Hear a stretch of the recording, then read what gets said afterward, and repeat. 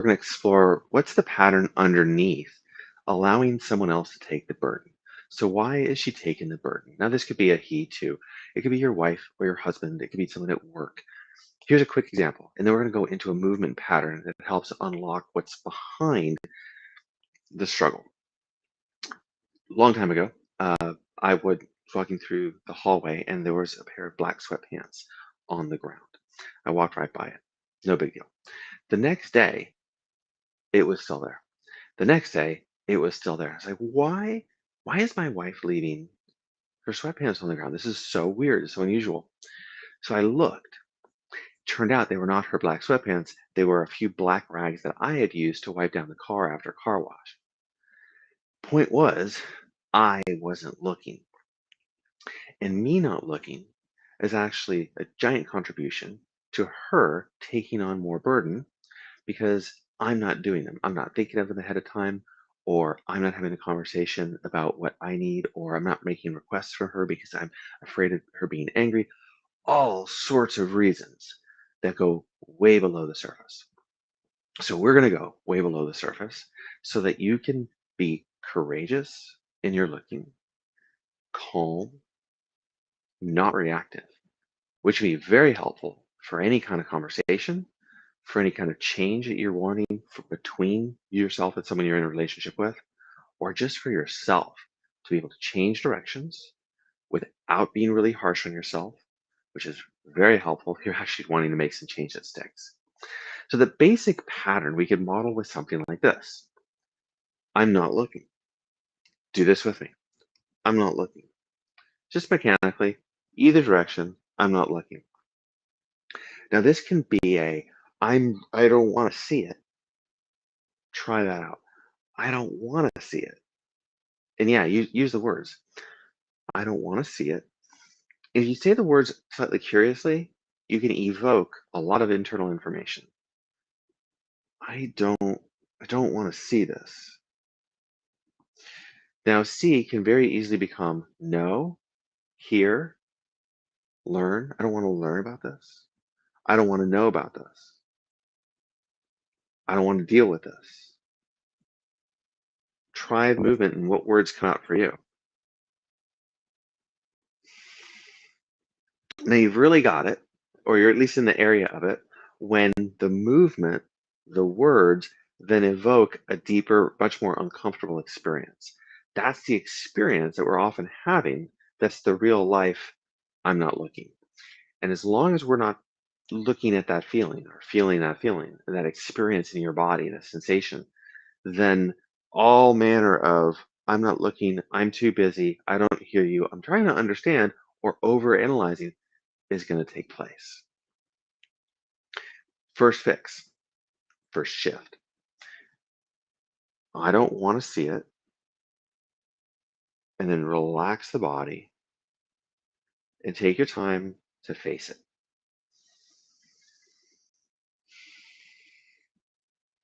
Essentially, our body's in a bit of a brace that we are going to listen to and feel while changing your direction. So, again, I don't want to deal with it. I don't want to see it. I'm not seeing it, but I'll turn and face it.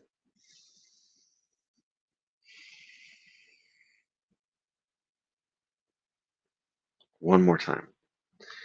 I don't want to see it. I'm not seeing it. Don't want to deal with it.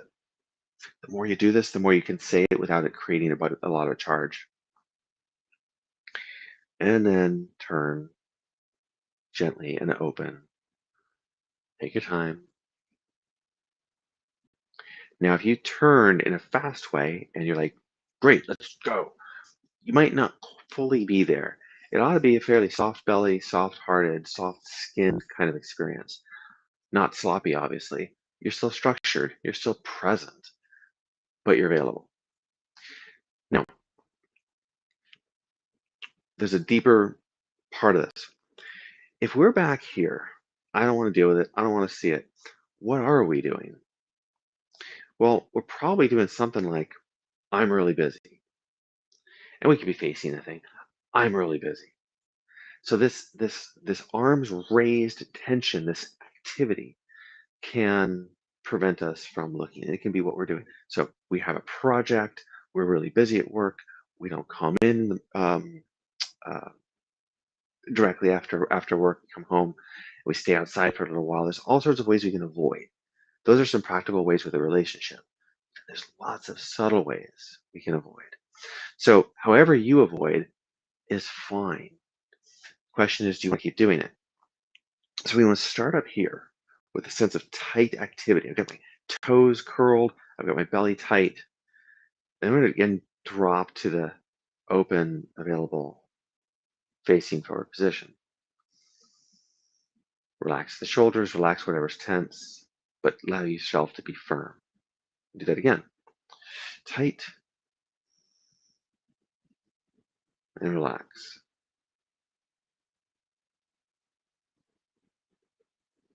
And one more time, tight and relax. Now that you've got two fundamental ways we can avoid conflict, we can avoid looking at something, we can avoid a truth, we can avoid a direction we really want, we can avoid a positive thing. I had a very big challenge for years and years with fun, with joy, being playful. It took a lot of melting to start being playful with people. And so it can be anything we were avoiding because it's too much for our body to handle for all sorts of reasons. And it can be wise to look at those reasons, but it can also be really wise just to work directly with the patterns without analyzing. So now that you've got these two, we've got one and we've got two. I want to reset the pattern in a real context. So think about a real person or a real situation, something at work, something at home, something in family. It could be someone who's no longer around. It could be someone you have a slight conflict with or just some general patterns with. So whoever that is, whatever that is, what's it like? Where would they be in the space in your imagination? What's it like? Are they in the space with you? Or are they outside of the space with you? There's a big difference. If they're in a space, you've got rules and structure that you're in together. If they're out of the space, you've got certain rules and identity that they're not necessarily sharing. Already, tons of information. However, that's showing up in your imagination, in your experience. Let's go to the first movement. Imagine wherever they are, whatever the situation is, and turn towards them.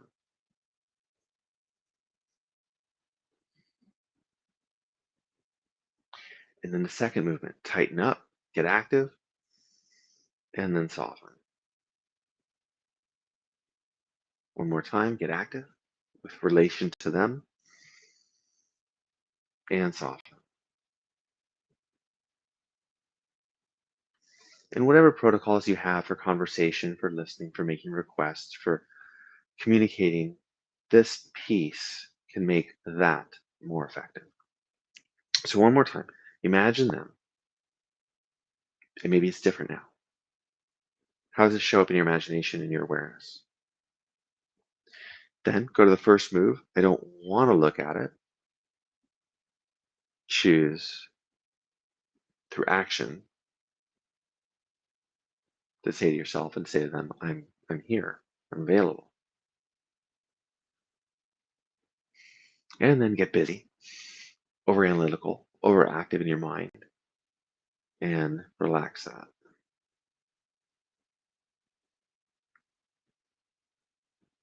Now, our last piece is to finish this repatterning. Something that didn't make sense to me till about 3 years ago was the phrase grow up, because all I could hear was insult and judgment and someone shaming and someone creating a separation.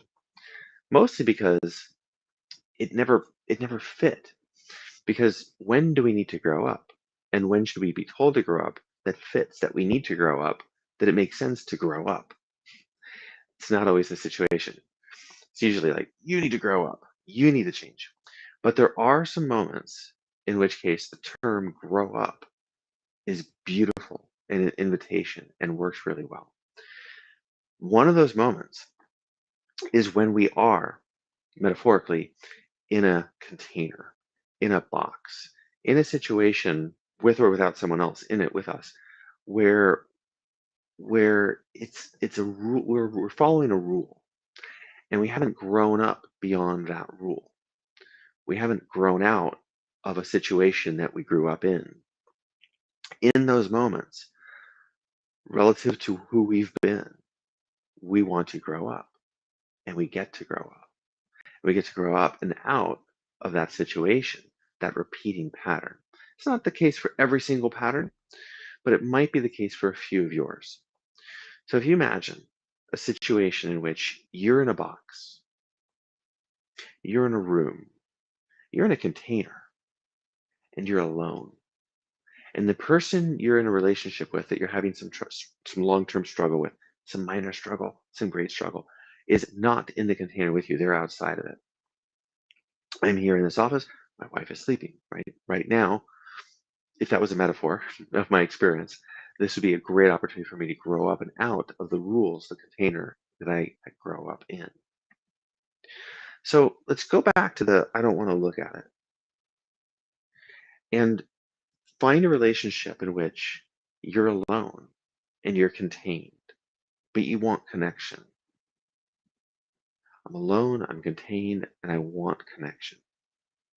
And I don't get that connection. You don't get that connection because of rules and expectations of how I should be or how I shouldn't be, how you should be, how you shouldn't be. From there, shift back into forward and open available. And this time, instead of getting busy, we're going to gently grow up. We become active in a way we haven't before. Grow up. One more time, grow up. Now, inside yourself, say, grow up, grow up, grow up, and notice what happens. The final position ought to be hands up somehow, active but soft, legs, hips into the ground. Not so active that you're busy and analytical, but active, present, and capable. I grow up. I'm growing up. I choose to grow up. And then in the back of your mind, it's relative to the rules I grew up with, relative to the expectations I didn't know that I was having, relative to who I thought I should or shouldn't be, or who I'm supposed to be or not supposed to be. What am I supposed to do in this situation? Get present, get available, don't collapse, and yet be soft, open, and calm. So, this is where this practice can get you.